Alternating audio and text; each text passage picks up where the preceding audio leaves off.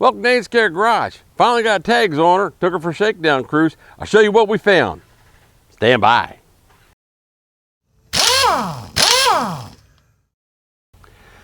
So the mom and I went for a shakedown cruise. We went over to DQ and got some burgers and came back. So on the way back, come to feel something dragging. And when I got into it, I could smell something burning a little bit. When I got into the driveway, I saw smoke coming off of this wheel here. So the brake's stuck on here. We're gonna loosen it up, show you what we got. The other thing is that she wanders about like Moses in the desert. So we're gonna see if we get tighten up the steering box a little bit and show you how you tighten the steering box up. Show you the little pitfalls of it, what you don't want to do, what you do want to do, blah, blah, blah. There is also front end work that needs to be done on it, but as much wandering as it has, I know we got plate in the steering box. So we're just gonna start with that because we haven't got to the front end yet. We've done stuff springs and that sort of thing. Still gotta do tie rod ends and ball joints, that kind of stuff. And see if that one I-beam's bent. I don't know if it is or not.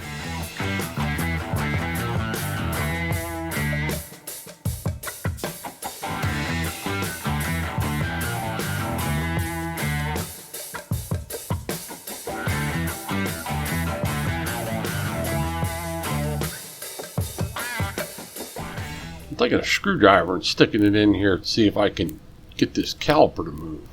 It looks like the piston isn't frozen, so let me take this thing off. I got a sneaking suspicion that one of these sliders is probably froze up. So it's just two bolts, one on the top right there and another one right on the bottom right here. And you just grab your screwdriver, whatever, you might have to pry it a little bit to get it off, get the caliper off. Once you get it off, then you can see exactly what you got. So, all right, let's see. The caliper looks pretty good. The boot's not ripped or anything. So what I'm looking for are the sliders. All right, this top slider here, it's moving in and out. It's sticky, but it's moving. But the bottom one, this one's shot. It's all stuck. Right? Not actually shot. We can fix it. I don't want to tear it up, so I'm just going to use the handle of the screwdriver to kind of pound it on through there. Because it is moving, but it's not moving very good, not very easily. So let's just get in here, and I'm going to drive the sucker all the way through, and so I can pull out or show you what I got. Now, this thing is definitely stuck. There it is. Crusty, rusty, nasty. And that's just got to be all cleaned up and make it so it slides well.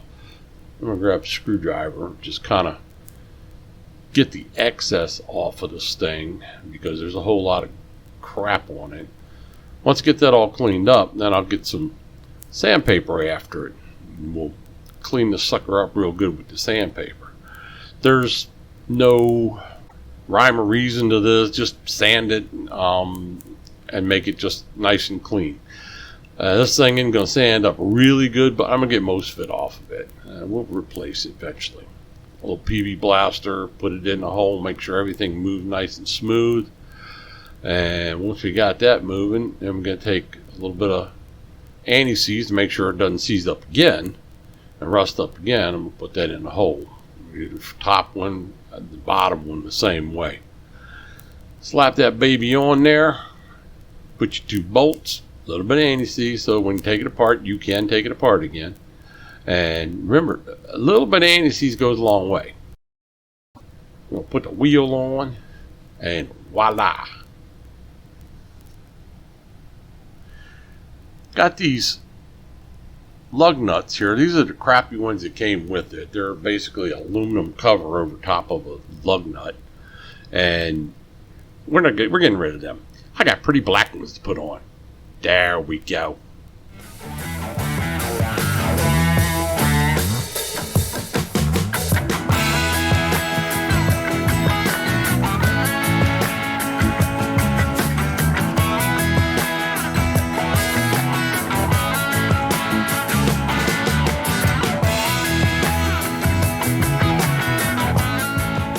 What we're going to do is go inside the truck. You don't actually have to get in the truck. You can just reach in the window. That way you can see the tire.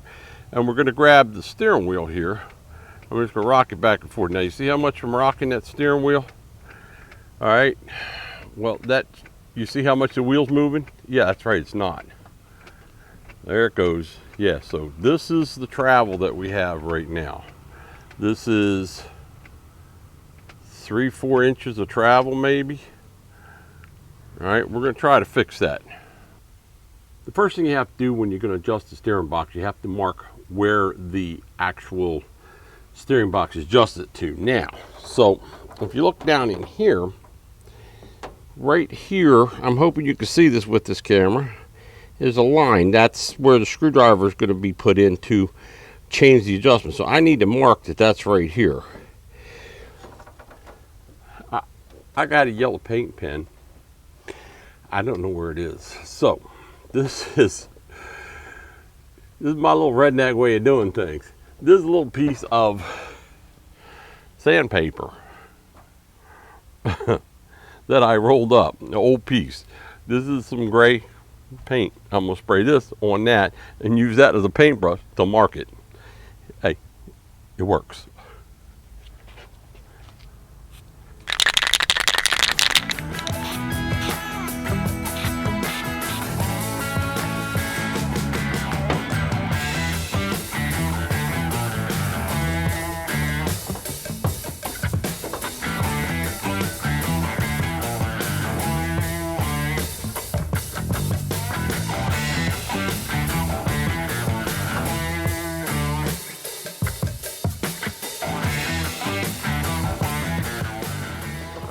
All right, that's kind of a crappy line, but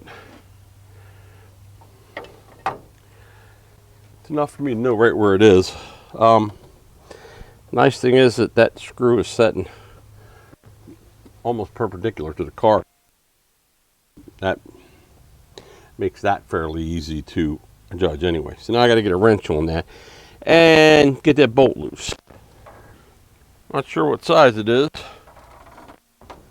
I think it's a Ford from the 90s. It could be metric. It could be SAE. Who the heck knows? They used both. I wish they just made their mind up and used one or the other. I'm kind of an old school guy. Okay, see how this 15 heart almost fits, which tells me that we're SAE.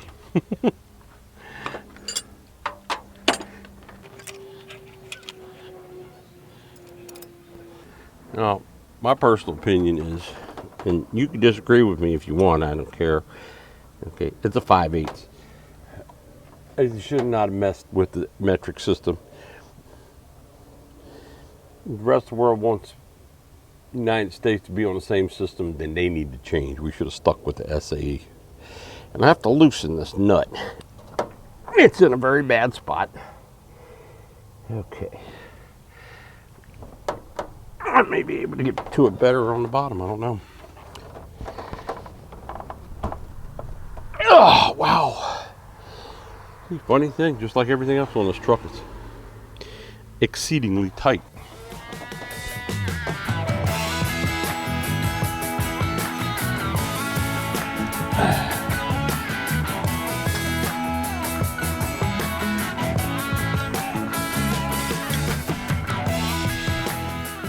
I guess you saw that. I got it moved, and this is how I did it.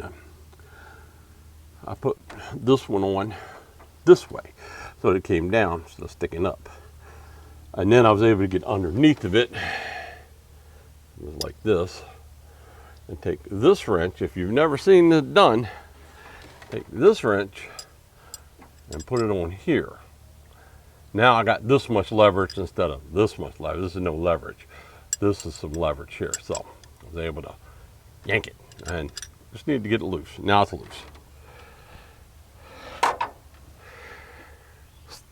Put this back on it because I don't need it down here. That turned the screw itself. And we don't want to turn the screw. We want the screw to stay where we put it. Alright. Now, air conditioning is in the way.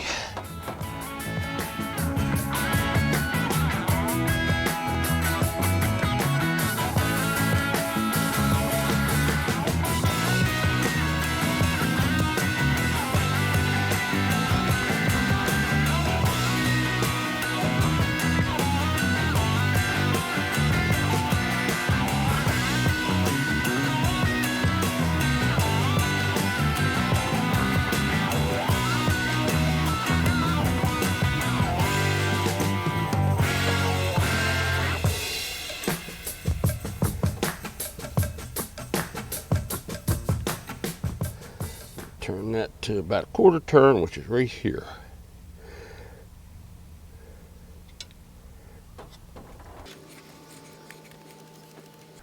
And that took some of the play out. Now, not as much as I'd like to.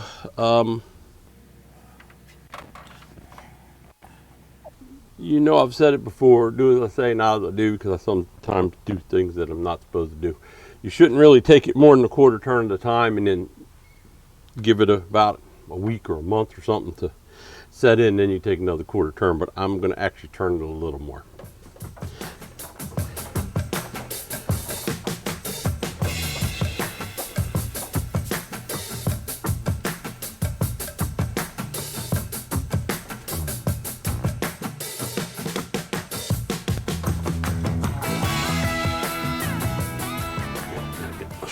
Down here. I don't want to turn anymore than it's already turned. It's already turned too far. Put this right in here. Well, tighten that down. Now it's tightened down, it won't move. I'm gonna come back here now and we're gonna take another look. Now, I still have play. Not as much, but I don't want to turn it any further than that. We're going to call that it. And take it for a ride and see if it feels any better. It should feel a little better. Like I said, there's more stuff that has to be done on the front end. So, whatever. I took her on a good long test drive and the brakes aren't freezing up anymore. I got that all loosened up and the steering is a lot better, but I'm going to have to drive it around for a while and let it break in the new setting, and then we'll go back in and we'll readjust it, turn it down just a little bit more. Don't want to turn it down too far because you get too much on it. If it's bad enough, we'll replace it, but I'm not going to go replacing the steering box till I get all the other front end work done. That way I know that that would be the only thing left. So that is going to do it for this time. See you next time.